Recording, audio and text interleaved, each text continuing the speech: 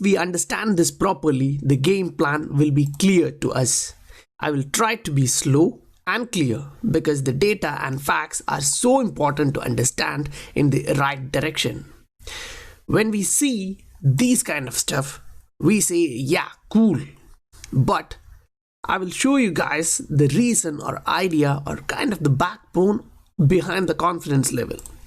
Many in the XRP community may get it or not. Individuals, even from the BTC community, start to understand this is happening and the pace is increasing now. The documents I am about to present will give you the background of why XRP and where we are headed, and then how it is being implemented. It is actually really important to stay clear and focused. If you think about the size of the opportunity that on-demand liquidity is helping you to address, I mean, the size of the opportunity is really $20 to $30 trillion today in low-value cross-border payments.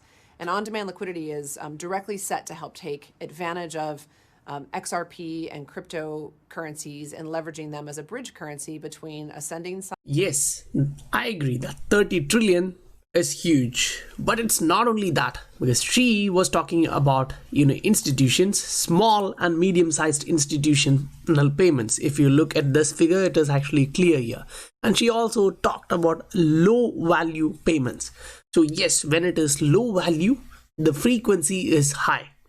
And this report from McKinsey, you can actually see when we actually talk about large value payments, it is kind of the frequency is really low.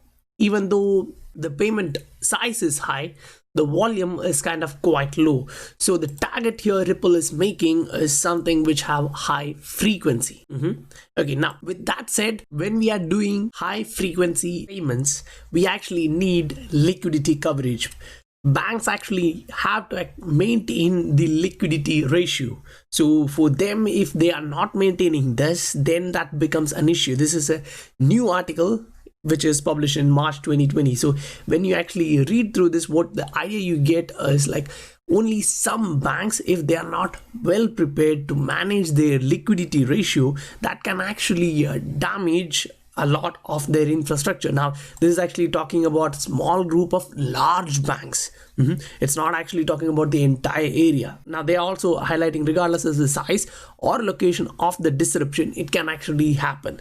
So if they are actually able to directly take on the liquidity real time, which is the on-demand liquidity, then for them it is really helpful.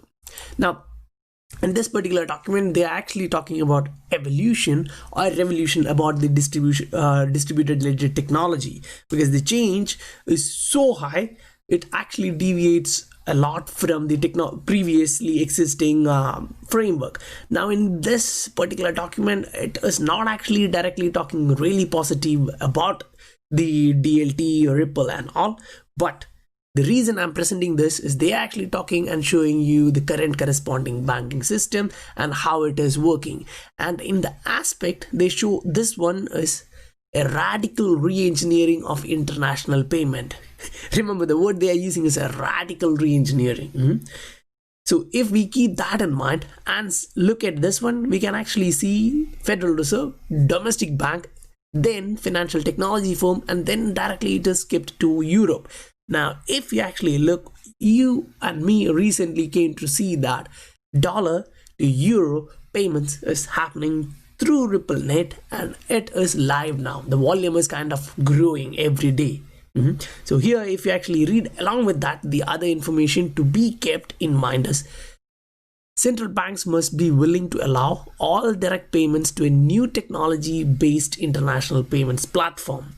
Now we know which is that platform, whether domestic or foreign, to hold reserves for settling foreign exchange, either directly or through accounts fully backed by central bank money.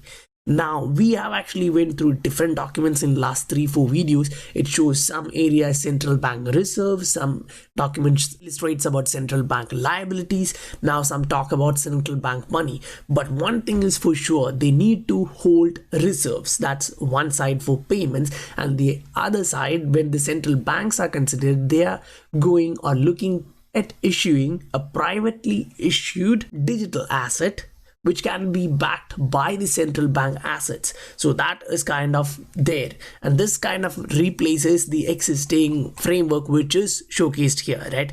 So when we actually move down in this article, say from that area, when we actually move down, say when we reach around page 39, we can actually see a table like this. And if you see, you can actually view Xcurrent, Xrapid, XYR and the Ripple Net suite of products entirely here.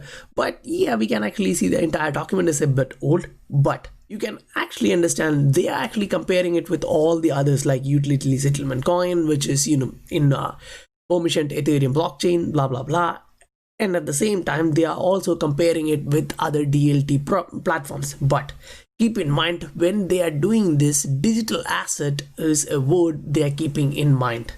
Now, even though they have different technology, they are highlighting all the different ledgers. One thing which is the ILP. Interoperability is key in the new financial system. So now we actually saw the perspective from regulators, right? This is a research article which is published like 2 years back. But when we actually go through this entire article, we kind of initially feel like, this is about not directly Ripple, not directly XRP, but it is talking about creating a new coin only for the digital trade, across the globe, which is a huge market. But when you actually go through this, now, yes, I actually saw that they were actually talking about supranational currencies, about the previous Roman, later Byzantine, and it happens to be, the Byzantine consensus. It's something similar to what Ripple uses for the security mechanism. Now, when we actually come into the page number 3 here, we can actually see asset-backed currencies. Now, this actually kind of reflects back to this article, right? They are also considering assets which are backed by the central bank, right? So asset-backed currencies are highlighted here from 2 years back. So these researchers are actually conducting research based on university funding or governmental funding, which they are doing for the regulators. So regulators actually use this when they are implementing something. They need that citation and references to do that. Okay, now when we move ahead in the same article, say they actually look through the existing cryptocurrencies, saying Bitcoin, Ripple, and then they compare them, how they work and all. And as we move ahead, we kind of reach an area where they talk about this digital trade coin, how to design this and how to make this possible. So in that particular area, if you look, Bitcoin and Ripple protocol can be used as a prototype for a distributed ledger-based cryptocurrency, more suitable for transactional financial purpose. So this is not kind of a new coin. Instead, they are talking about these can be used. But when you actually come down and look at the requirements which is needed for this to happen, KYC, anti-money laundering, so that's know your customer, blah blah blah, and then anti-money laundering, highly efficient method for maintaining consensus on the ledger. I don't think BTC have that based on the proof of work. And then you need industrial strength transaction per second, which is also not there for BTC. So when we actually go through these points, it is like, no, it's not Bitcoin. If they are kind of using these, it should be Ripple, right? So in that aspect, when we actually move to that, we can actually see in order to achieve the level of speed and efficiency, we are aspiring for including TPS, transaction per second, of order of several thousand. The Ripple style consensus protocol has to be used. Now, that is kind of a proposal, or they are advocating to use this technology. Ripple's approach, we choose a group of notaries, meaning, the validators in the system, instead of the mining system. They are pointing that one out here. Now, as we go further down in this document, like they talk a lot of technical details, but when we come to the conclusion here, we can actually see that, yeah, it is kind of clear they are looking at it can actually play a supranational currency, facilitating international commerce, allowing groups of small countries to create their own viable currencies. So as of now, we can see that central bank digital currency in the name of like that, or retail central bank digital currency, synthetic central bank digital currency. Nations are coming out and creating their own currencies, and these have to be in a manner that they can communicate in between. And if XRP ledger is being used for that purpose, then the Ripple protocol and Ripple or XRP itself can be the supranational currency to facilitate the international commerce. Now, the international commerce is too huge as a market. Just the small and medium enterprises payments are like 20 to 30 trillion dollar. We are not actually considering, the entire market share, considering the technicals of Nostro Vostro and all those. It is just the entire size of the market. Now, in this article, they are actually connecting the entire cross-border payment system, and this is actually a stage 1 report for the G20. So when we actually move into the page 22, we can actually see how frictions affect cross-border payments. Now, the terminology used from the Ripple executives and the main regulatory organizations or the supranational organizations such as IMF, World Bank, Bank of International Settlements has a lot in common. So when we actually go through this, we can actually see about the funding, validation, transmission, funding. So when we go now from here, when we are going down, we can actually see highlighted or bold areas here. We have to give attention to that. So in that friction area, we can actually see the fragmented and truncated data format. So the current data format is being called out. So as we actually read through this, we'll understand the entire Nostro Vostro reconciliation process is kind of slow, and the data translation is kind of different because of the correspondent banking networks.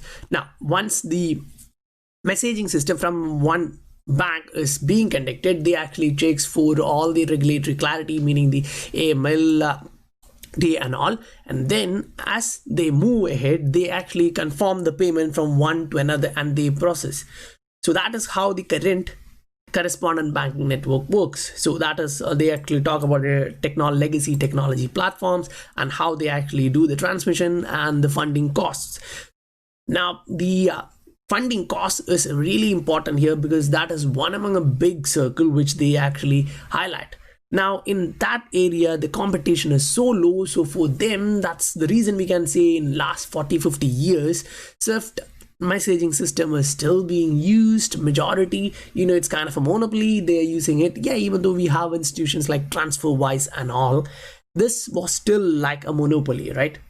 So the legacy system is being changed to challenge that. So the legacy technology is here. They have their own operating hours, which actually we talked about that. And there are data standards, compliances. Now that is the side of a regulatory clarity. And in that one, now we also have the funding cost, which is a huge part. Now, once we remove this funding cost using any real-time liquidity usage, which gives that entire system for a little cost, will reduce the entire funding cost there. Now, in the first one, if we actually see that, we would have understood that the funding cost for the international payment is so high. Now, if they are actually removing that kind of change the entire scenario. Now, when you actually look at the challenges in the cross-border payment sector, you can actually see that it's currently fragmented, right? And the processing is complex. Limited operating hours, legacy technology platform, funding cost, long transaction chains. Whatever is there is actually, for the current system, it is something like normal. But as the policymakers and regulators are looking at new payment systems to facilitate new payments, which is cheap, fast, and they can actually supervise it, that is an area where the regulators are like, and regulations from FATF and other organizations comes into play, because the cross-border information access is, currently, yes, I agree, the information flow is there, but in some cases, the tension between regulatory requirements, including banks and the regulations on one hand, and then the cross-border data flow on the other hand, kind of creates a lack of trust among the regulators itself, because one is from another country. Say, just consider US and China. If they are to do that, now, yes, a lot of supply chain is being coming out from China, so the payment will be there, that's for sure. Now, using this system, it is kind of difficult to do that. But if you actually have a supranational currency, as mentioned in this particular research, it is kind of changing the entire scenario because it is asset-backed currencies, right? Now, it can be one universal supranational currency which connects the entire central bank digital currencies. So it can be called as a digital trade coin because it's mostly being used for trades and used by governments and corporations or enterprises. So if we actually clearly understand this, Ripple, the company, has positioned XRP in such a way that it is gonna overtake Bitcoin for sure. And now even others like Chris from, he is a BTC maxi, and they are seeing this. XRP is likely to overtake BTC. Now, it may not be in terms of the price, it may be in terms of the market cap. Even that to happen, you can imagine how high should be the price of XRP. Now, why I'm highlighting this from IMF?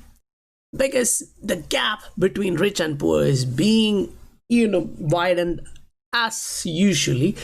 But if this is to happen now, yes, considering the entire population of the globe, XRP holders are really like 1% or 0.1% or 0.01%. So in that aspect, this won't actually still change. But if we are to be among the new 1%, we can actually try to help. We can actually extend our helping hand towards all those who require that. The next article is kind of showing the Ripple's escrow. Now this is, the start of a month, the escrow will be released and everyone will be starting to put out that FUD. If you actually go into XRP Arcade, that's from Stedas, you actually get kind of why is this happening, how is this happening per month, how on a monthly basis, how this happens and how much XRP is being unlocked. You can actually understand all that stuff here. It's actually a cool site, XRP Arcade. Believe it or not, the change is there and the game plan of Ripple as a company is really happening. Put it in this way or that way, it is happening.